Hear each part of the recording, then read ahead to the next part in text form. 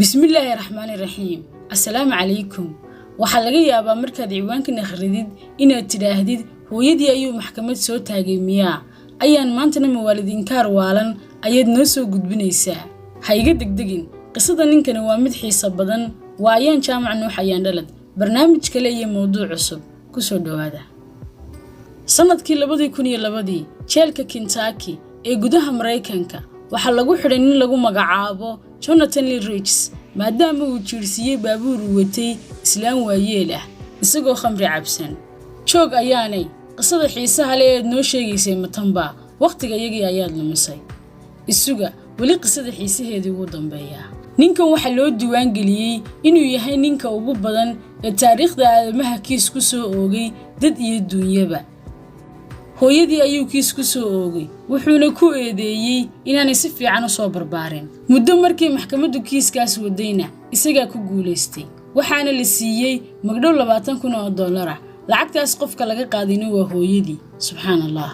intaas oo qura ma aha kiisaska maxkamadeed ee ninkani wuxuu sidoo kale kiisas ku soo oogay dhammaan saaxiibadii isagoo ku eedeeyay inay si xad dhaaf ah ula kaftameen qalbigana ka dhaawaceen waxa kale oo ku soo eedeeyay inay markasta ka soo habsaami jireen ballamahooda jaarkiisa wuxuu ku soo eedeeyay inay ku qaylin jireen waqtiyada uu rabo inuu nasto sidoo kalena ay yihiin kuwa aan ka warayn xaaladda uu ku sugan yahay wuxuuna soo taagay maxkamadda inta ugu badan dadkii ay dariska ahaayeen macallimiintiisii dugsiga wuxuu ku soo eedeeyay inaanay si fiican wax u barin inay gacan qaad badan ku sameeyeen iyo inay ahaayeen kuwa lacagta ka jecel waxbaridda laftigeeda sidoo kale gabadh u doonanayd wuxuu soo taagay maxkamadda wuxuuna sheegay inay ahayd mid aan iimaan qabin hal ninna aan ku koobnayn waxa kale uu ku soo eedeeyay inay lacagtiisa ka jecleed kalgacaylka uu siinayo intaa kumuu hakan ee wuxuu kiis kale ku soo eedeeyay madaxweynihii hore ee Mareykanka George Bush isagoo ku eedeeyay inuu ahaa nin aan islahayn hadalkiisa iyo ficilkiisu wuxuuna tilmaamay inuu ku riday niyad jab uu ka qaaday aaminida siyaasadda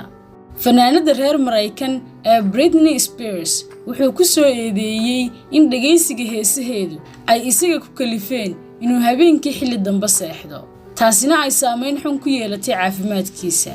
waxa kale oo uu ku eedeeyay inuu hawada ka jeclaaday iyaduna ay fanaanin kale xidhiidh la samaysay taasina ay murugo u horseeday isaga filosoofkii Giriigga ahaa ee Plato oo dhintay intaan Nabi Ciise dhalan ka hor isagana wuxuu ku soo oogay kiis ah inuu akhristay xigmado badan oo uu lahaa markii uu noloshiisa ku dabaqayna uu waxba ka faa'iidi waayay